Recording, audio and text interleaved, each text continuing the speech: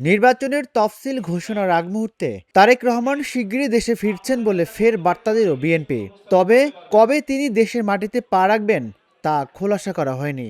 ১/১১ ষড়যন্ত্রের মধ্য দিয়ে সেই নেতা দীর্ঘ এই ১৫ বছর ১৬ বছর তিনি বিদেশের থেকেও আমাদের সঙ্গে থেকেছেন, জনগণের সঙ্গে থেকেছেন। বৃহস্পতিবার সকালে রাজধানীর কেআইবি মিলনায়তনে বিএনপি আয়োজিত দেশ গড়ার পরিকল্পনা কর্মসূচি অনুষ্ঠানে দলটির মহাসচিব মির্জা ফখরুল বলেন, তারেক রহমান যেদিন পা দেবেন সেদিন যেন দেশ কেঁপে ওঠে। আমাদের নেতা খুব শিগগিরই আমাদের মাঝে আসবেন।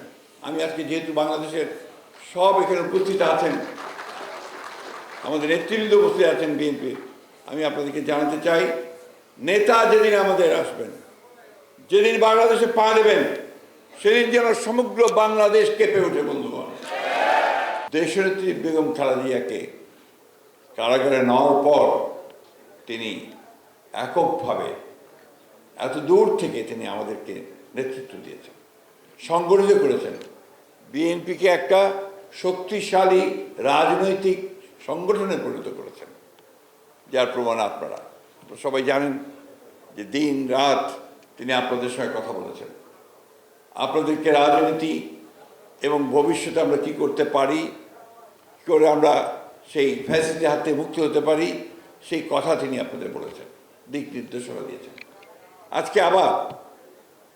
আজকেই আপনার নির্বাচনের তফসিল ঘোষণা হবে।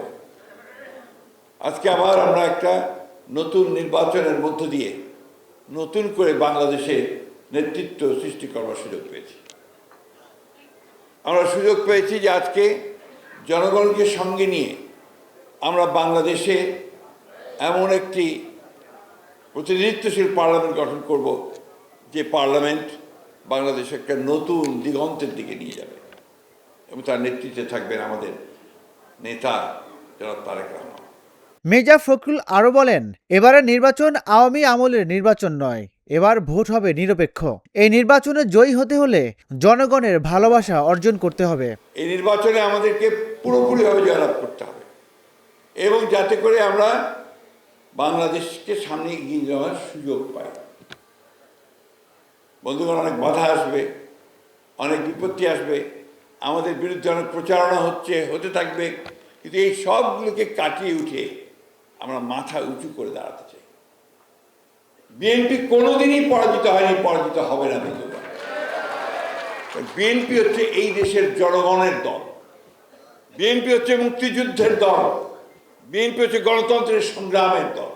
দেশকে পেছনে টেনে নিয়ে যাওয়ার শক্তির বিরুদ্ধে বিএনপি নেতাকর্মীদের লড়াই করতে হবে বলেও মন্তব্য করেন মির্জা ফখরুল। এই প্রসঙ্গে তিনি বলেন, বিএনপির নেতাকর্মীদের সামনে এগিয়ে যাওয়ার শক্তিকে জয়যুক্ত করতে হবে। এই লড়াইয়ে বিএনপির নেতাকর্মীদের শক্তিশালী মনোভাব নিয়ে এগোতে হবে। আপনারা 15 বছর লড়াই করেছেন, তারও আগে স্বৈরাচারের বিরুদ্ধে লড়াই করেছেন। আজকে এই লড়াইটা কিন্তু সবচেয়ে গুরুত্বপূর্ণ লড়াই, এই লড়াই সবচেয়ে কঠিন লড়াই, যে কথা আমার নেতাও বলেছেন। এই লড়াই আজকে আপনাকে পেছনের একটা টেনে নিয়ে যাওয়ার শক্তি, সেই শক্তির বিরুদ্ধে আজকে আপনাকে সামনের দিকে এগিয়ে যাওয়ার শক্তিকে জয়যুক্ত করতে হবে। সুতরাং এখানে আপনাদেরকে অত্যন্ত শক্তিশালী মনোভাব নিয়ে এগিয়ে যাওয়া হবে। রাজিবুল ইসলাম, ঢাকা জার্নাল, ঢাকা। দেশ গড়ার পরিকল্পনা আমাদের নেতা তারেক রহমান সাহেব দিয়েছেন।